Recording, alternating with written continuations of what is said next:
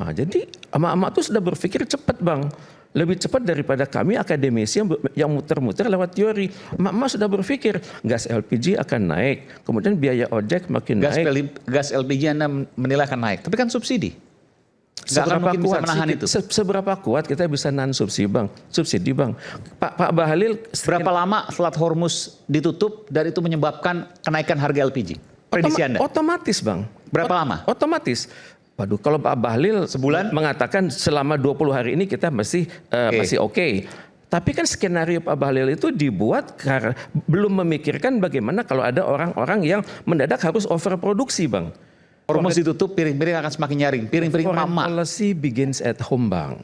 Jadi keadaan di dalam rumah itu bagaimanapun akan berdampak pada kemampuan kita berdiplomasi. Dan yang paling cepat mengerti gejolak-gejolak di sana itu emak-emak itu bang. Mereka paling mengerti tentang gejolak Iran, Israel, Amerika ini emak-emak. Betul pak. Mereka sangat selektif. Bukan Monik tapi ya. Bukan. Mereka bacaannya adalah apa yang dibilang oleh medsos bang.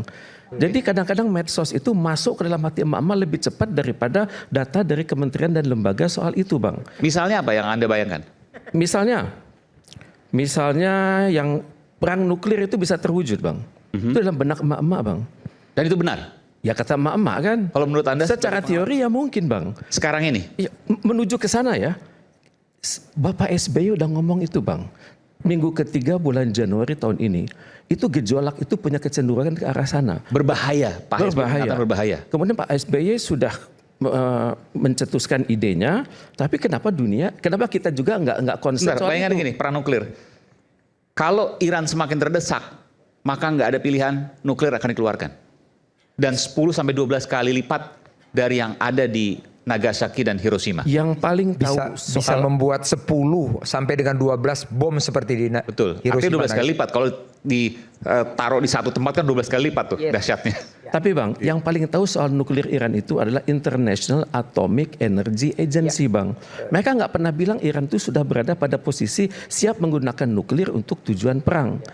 Yang masih Iran lakukan adalah nuklir untuk tujuan damai. Itu pun sudah dilarang oleh Amerika Serikat. Kemudian dilarang juga oleh JCPOA sebelumnya kan.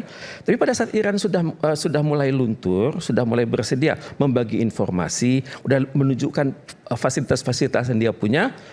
Pada saat dunia sudah melunak, Israel nggak setuju, Amerika Serikat nggak setuju. Keluarlah dia dari perjanjian itu kan.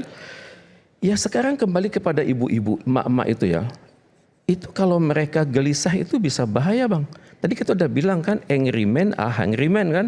Kalau mereka ngomong, kalau mereka tidak puas maka mereka bisa melakukan tuntutan-tuntutan bang. Dan karena emak-emak memang paling mengerti bagaimana ekonomi keluarga.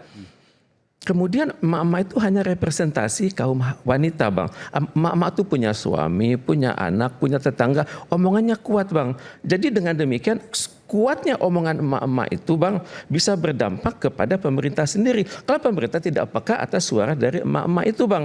Jadi kalau emak-emak bilang negatif, maka sehebat apapun diplomasi kita di luar negeri, itu bisa dikritik oleh emak-emak juga dalam negeri bang. Ya, misalnya kita bilang Board of Peace, Mama bilang ya ternyata Israel itu begitu kelakuannya, ya toh melakukan pemboman lagi di Gaza dan kemudian di West Bank. Kalau emak-emak bilang begitu juga, Pak Prabowo bisa-bisa gelisah juga nih. Salah-salah emak-emak ini tuntutannya benar. Kemudian juga emak-emak ngomong itu yang namanya perjanjian Agreement of Reciprocal Trade. Kenapa banyak sekali tuntutannya bagi Indonesia? Nah, jadi emak-emak itu sudah berpikir cepat bang. Lebih cepat daripada kami akademisi yang muter-muter lewat teori. Emak-emak sudah berpikir gas LPG akan naik, kemudian biaya ojek makin naik. Gas LPG Anda menilai akan naik, tapi kan subsidi. Nggak akan mungkin bisa menahan itu. Seberapa kuat kita bisa nahan subsidi bang? Pak Bahlil. Berapa lama Selat Hormuz ditutup dan itu menyebabkan kenaikan harga LPG? Prediksi Anda? Otomatis bang. Berapa lama? Otomatis. Waduh, kalau Pak Bahlil sebulan mengatakan selama 20 hari ini kita masih oke. Tapi kan skenario Pak Bahlil itu dibuat karena belum memikirkan bagaimana kalau ada orang-orang yang mendadak harus overproduksi bang. Mereka harus berpikir mumpung harga belum naik saya produksi habis-habisan. Jadi lepas bulan Maret kalau masih ditutup pasti akan naik. Karena itu bang, Lebaran ini sangat penting bang. Semoga menjelang berakhirnya Lebaran ini urusan agak damai di situ bang. Kalau nggak, amin. Kalau nggak damai, pasti akan naik. BBM akan naik, LPG akan naik. Prediksi dunia begitu bang, sudah di atas 100 US dollar per barrel. Dan nggak mungkin subsidi dengan harga yang sama. Ya kalau hitung-hitungan kita benar, ya begitu. Tapi kalau kita lihat tadi abang-abang mengatakan data-data itu kan belum tentu benar menurut Moody. Iya. Ya punyakah kita data alternatif? Tampaknya kalau kita berpikir skenario, maka mungkin saja kita pikir oke di atas gunung es oke, tapi di bawahnya itu yang kita belum tahu bang. Tadi Bang Rocky bilang ada istilah deep state. Mereka yang bermain bang, ada itu bang. Free rider itu. Mereka itu pelaku bang. Mereka melihat kalau kecenderungannya si Anu naik, saya dukung. Tapi kalau mereka berpikir ada pelaku lain yang lebih bagus, mereka dukung itu juga bang. Beda dengan free rider, mereka bukan penunggang, mereka memang pelaku. Mereka pemain bang. Di Amerika Serikat namanya military industrial complex. Di Amerika juga namanya lobbyist. Ya. Kalau di sana ada, kenapa di sini nggak ada? Jadi. Dan mereka yang diuntungkan dari situasi ini. Oh iya bang, mereka jago sekali. Kajian terakhir Mas Aiman, itu boleh? bukan military industrial complex saja. Dia sudah sampai pada financial military industrial complex. Nah itu sebenarnya sudah bergeser sejak Nixon SOX. Oke, saya mau tanya Itu ke mesti tahu Bung Isan. sampai di situ. Saya mau tanya Bung Isan. Tadi kalau dikatakan ya kurang lebih sebulan. Kalau sebulan Selat Hormuz ditutup, maka subsidi tidak akan bisa menahan harga LPG, Pertalite, biosolar dan seterusnya. Kalau minyak olahan enggak, karena kita sudah dapat dari Amerika. Oke.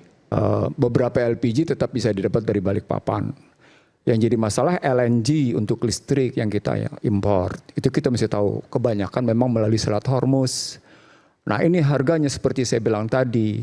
Kalau dia naik 1 MMBTU saja dari harga sekarang 11, dia akan berdampak pada posisi kenaikan harga listrik. Padahal APBN 2026 untuk bicara ketahanan energi itu sudah bicara 410 triliun. Pada asumsi berapa harga? Pada harga 70-80. Nah kalau kita bicaranya sampai di atas 100, hitung saja dampaknya. Nah itu tinggal kita lihat sampai berapa lama kita bisa bertahan di situ. Itu satu dari segi harga. Tadi sudah bilang dari segi ketersediaan 20 hari.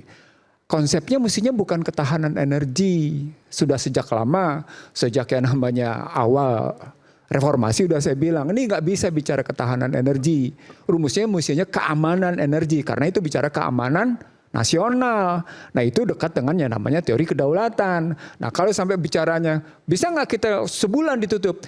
Kalau sebulan ditutup, maka yang akan marah juga sekutu-sekutu Amerika yang berada di kawasan Teluk Persia. Nggak mungkin juga, harus dilihat. Itu yang disebut dengan perang meluas. Loh, mereka terganggu dong mau masuk. Uni Emirat Arab dan seterusnya lah. Karena yang dari Selat Hormuz itu cuma yang ke Cina cuma 5,sekian persen, sekitar 5,5 juta barel per hari. 15 juta barelnya bukan ke Cina, tadi ke Jepang, ke Korea, ke India. Itu mesti kita tahu di situ. Amerika. Tapi sekali lagi ini punya multiplier, ini punya efek ganda. Efek gandanya adalah terganggunya industri manufaktur, kematian listrik, posisinya. Nah, kalau industri manufaktur kena berarti PHK kena karena efisiensi. Kalau PHK kena jatuh daya beli. Nah, itu yang tadi disebut oleh Teguh bahwa maksudnya pemerintah nih harus mitigasi nih, harus mencegah nih jangan sampai kayak gini. Persoalan pokoknya punya nggak kemampuan mitigasi? Nah, itu masalahnya. Muncul pada persoalan kemampuan belanja. Nah, ketika bicara kemampuan belanja basisnya pada pajak, ya sudah nyerah, nggak bisa bikin apa-apa. Padahal duit dari BUMN sudah dialihkan ke Danantara. Danantaranya main di pasar modal. Ah, itu yang disebut dengan kesalahan struktural fungsional. Dampak dari permainan financialization namanya. Ya, maka jadilah kemiskinan susah turunnya, gini rasio susah turunnya. Pergi ke jasa, jasanya ojek. Apa poinnya? Modern slavery system, sistem perbudakan modern yang tidak dirasakan oleh banyak orang. Padahal itu sesungguhnya sistem perbudakan. Nah di situ artinya pilihan-pilihan kebijakannya salah. Bahkan sesungguhnya kalau tidak teruntunan secara menyeluruh gitu ya. Dari mulai namanya board office sampai kemudian muncul kasus sekarang ART dan sekarang kasus sekarang yang muncul di perang ini. Maka kelihatan asta citanya jadi nggak ada apa-apanya. Semuanya terlanggar asetnya. Orang kedaulatan kita aja terlanggar, apalagi asta cita.